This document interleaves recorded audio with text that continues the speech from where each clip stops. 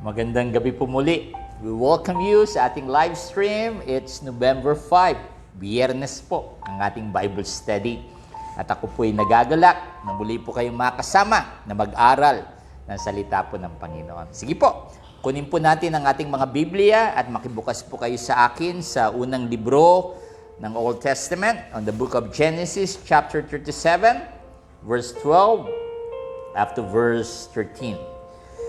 Now his brothers had gone to graze their father's flocks near Shechem, and Israel said to Joseph, "As you know, your brothers are grazing the flocks near Shechem. Come, I am going to send you to them." "Very well," he replied. May God bless the reading of His Word. Tayo po'y dumako sa Diyos sa panalangin.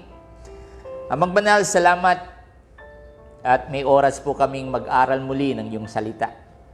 Salamat at ang kalakasan namin ay hindi sa tao, kundi sa iyo. Hawiin mo ang pagod, ang mga gumugulo sa aming mga isipan. Hayaan mo sa mga banal na oras na ito ay focus namin sa iyong salita, Panginoon. Ika'y mabuti sa pangalan ni Jesus. Ang lahat po'y magsabing Amen and Amen. Amen. Our topic for this day, for this evening, is entitled The 20 Shekels of Silver. Ang 20 pirasong silver or tanso na ipinagbigay o ipinagbili si Joseph. Now, yung last Wednesday po, ang tinalakay natin ay tungkol kay Joseph na mahilig managinip, at ang mahirap ay sinasabi agad niya ito sa kanyang mga kapatid at gayon din sa kanyang magulang, at itong ang tatay niyang si Jacob na ang pangalan ay Israel na, ay masyado siyang favorite. At dahil doon ay nagkaroon ng marka ang kanilang pagsasama. Now dito, sinabi ni Israel o ni Jacob na pumunta si Joseph kung nasaan ang kanyang mga kuya, at sumagot nga siya sa verse 13, "Sige po tay, pupuntahan ko sila." Now, habang papunta siya sa Shechem po, kung tawagin, ay hinahanap niya ang kanyang mga kuya doon, at doon po niya nalaman na kung nasan sila. Pagdating niya sa Shechem ay hindi niya makita ang kanyang mga kuya, kaya nagtanong siya sa ibang tao, at sabi ng iba, nadinig nila ang kanyang mga kapatid na nag-usap-usap na pumunta sa Dotan. So, doon ay hinabol niya sa Dotan ang kanyang mga kuya. Now, in verse 18, habang malayo pa siya, nakita na siya ng kanyang mga kapatid, ang kanyang mga kuya. At ang pinakamasakit ay nagpaplano na sila, hindi para saktan lamang si Joseph, kundi para patayin siya. Pero mo, laman ng laman, buto ng buto mo, dugo ng dugo mo, kapatid mo, ay gusto mong patayin. Matindi ang pagsiselos po nila. Siguro napakalalim ang dahilan kung bakit nila naisip o bakit sila nagplano na patayin mismo ang kanyang kapatid. Now, in verse 19, tingnan natin. Sabi nila dito, "Here comes the dreamer." Andito na naman ang mahilig managinip. Andito na naman ang taong kung ano-ano kinukwento sa kanyang mga panaginip, no? Kaya nagpaplano na sila na si Joseph ay patayin. Now, buti na lang, in verse 21, yung kuya nilang si Ruben ay nagsuggest, huwag natin siyang patayin, huwag natin kunin ang kanyang buhay, kundi itapon na lang natin siya sa cistern o kaya sa pit. Doon sa, kung tawagin nila ay isang bukal o isang malalim na lugar na parang balon na walang tubig. So itinapon nga doon at yun ang plano nila. Now in verse 23, pagkadating ni Joseph, hindi pa siguro siya nakaka-hi, hello, no. Bigla nilang itong itinali, hinubad ng robe nung ibinigay ng kanyang tatay, at itinapon sa cistern o kaya doon sa balon na walang tubig. At doon ay tuwang-tuwa sila, yung mga magkakapatid. Yes! Nakaganda tayo.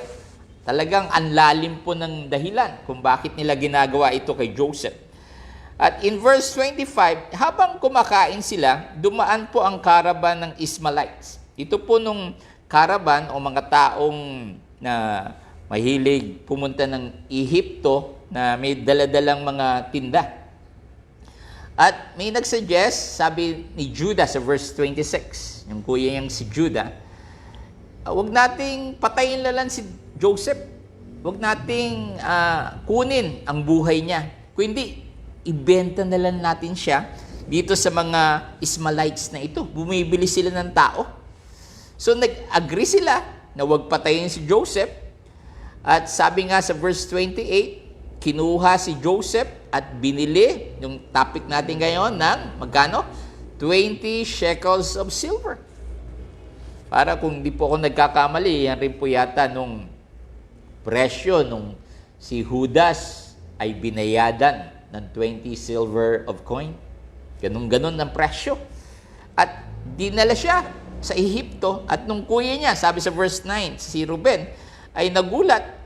Biglang sinira ang damit dahil wala na doon ng boy. Tawag nila kay Joseph, boy, siguro napakabata, parang high school student pa lamang si Joseph neto. At dito, ang ginawa po nila sa verse 31, ito na nung plano ho, yung robe na ibinigay yung tatay nilang si Jacob na si Israel, ay nilagyan nila ng dugo ng hayop at sinira-sira para pag ito ilalagay nila at ibibigay sa tatay nilang si Jacob, masasabi nilang, tay, yung mahal mo, yung pinakamamahal mong si Joseph, wala na. Kinain siya ng isang mabangis na hayop. At ito ang kanyang robe na ibinigay mo. Dugo-dugo, sira-sira. So yun nga ang ginawa nila. In verse 33, ibinigay nila ito sa kanyang ama.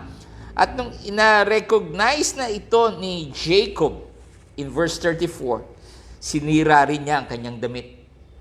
Siguro may malaking bahagi sa mga Hudyo na pag mayroong nalalaman na matindi o masamang balita, parang sinisira nila ang kanilang damit.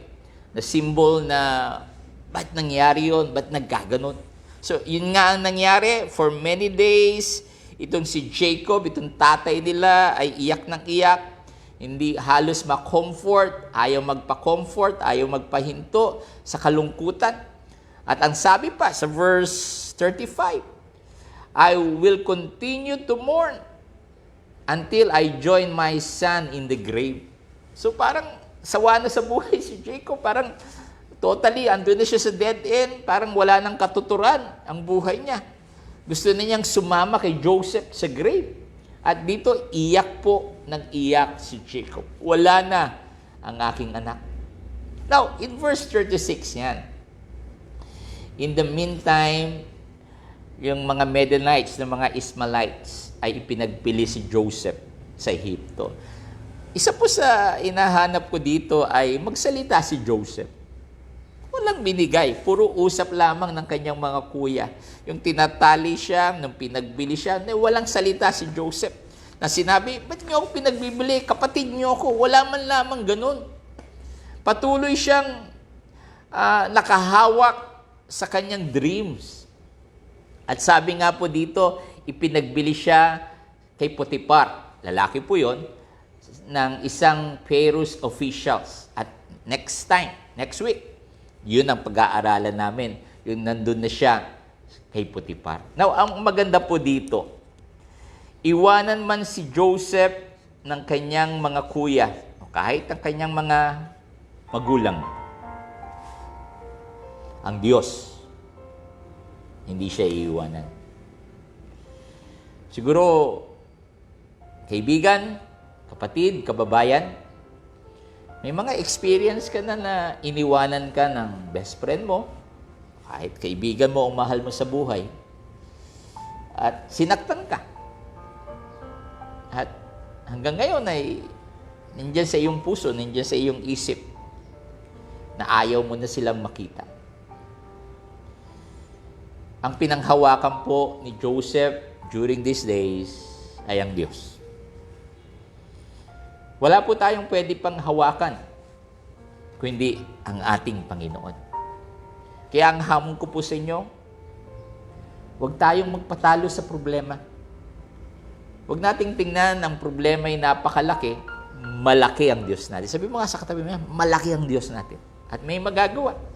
Ito, si Joseph, kadugo niya, kapatid niya, kuya niya. Gusto siyang patayin. Buti nila, hindi siya pinatay. Kayang-kaya siyang patayin. Ang dami nila. Pinagbili. Dahil po may plano pa ang Diyos. Tayo ngayon, November 5, Biyernes. Buhay pa. Pagkabat nandiyan pa rin ang threat ng sakit, ng kamatayan, ng kung ano-ano mga aksidente. Buhay pa tayo. Meaning, may plano pa ang Diyos. Amen? Hanggang buhay pa tayo, meron pang ipapagawa ang Diyos. May gagawin pang malaki at maganda ang ating Panginoon sa ating buhay, sa ating pamilya, sa ating ginagalawan. Dahil mabuti po ang ating Panginoon. Tayo po'y mananalangin. At siguro po, isa po sa ating ipagpipray yung ating emotional feelings, mga ating emotional life. Especially nung panahon na nasasaktan tayo, panahon na kailangan nating lumakas sa tulong po ng Panginoon. Again, let's lift our hands.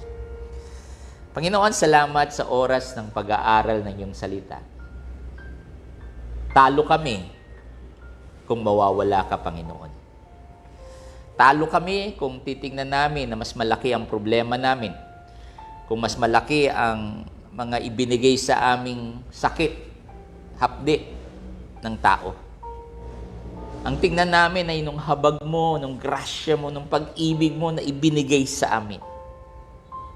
Salamat, Panginoon. Ano man ang sakit, ano man ang nagawa, kayang-kaya mong palakasin ang bawat isa. Hawakan mo ang mga nanonood ng live stream na ito. Ano man ang kanilang mga emotional life, naguguluhan, mga pakiramdam, mga hinahanap-hanap, hanapin namin ito sa iyo lamang, Panginoon. Hawakan mo ang aming mga kaibigan, mga mahal sa buhay, mga kababayan nasa ibang bansa, at patuloy namin silang inilalapit sa iyo. Hawakan mo ang may mga karamdaman, may mga pangangailangan, may mga bayarin, mga kung ano-anong nararamdaman magmula ulo hanggang ganyang panyapak. Bigyan mo ito ng kagalingan, Panginoon. Dinadalangin rin namin ang aming bansang Pilipinas. Patuloy mong hawakan, higit sa lahat, sa coming election, Panginoon. I-reveal mo sa amin kung sino po ang aming mga iboboto. At naway ang boboto lamang namin ay yung kalooban mo, Panginoon. Salamat po. Patuloy mo kaming hawakan at maging malakas. Iwas mo kami sa masasamang tao, sa karamdaman, sa sunog, sa kamatayan, sa kung ano pa bang masama. Kung hindi ikaw lamang ang patuloy na maitas. I declare victory upon victory sa mga taong nanonood, sa mga taong umahawak sa iyo, Panginoon. Sa pangalan ng Ama, ng Anak, at ng Espiritu Santo. Ang lahat po tayo magsabing, Amen. Amen. Salamat po. At patuloy po kayong nandyan para sumama po sa akin mag-aral ng salita po ng Panginoon. Ang panalangin ko po, lalo tayong lumalim. Hindi lang pakinggan ang salita ng Diyos, kundi sumunod. Bigyan talaga, sabihin na, Panginoon, mahal kita. At dahil mahal kita, may oras ako sa iyo. May oras ako sumunod at manampalataya sa iyo. Again, please write a comment. Please write your prayer request. Marami pong mananalangin po sa atin. I'm again Pastor James Lagasca. Thank you for watching the live stream of Light of Life, Foscor Church. Again, the Lord loves you and the Lord cares for you. Magandang gabi po. The Lord bless.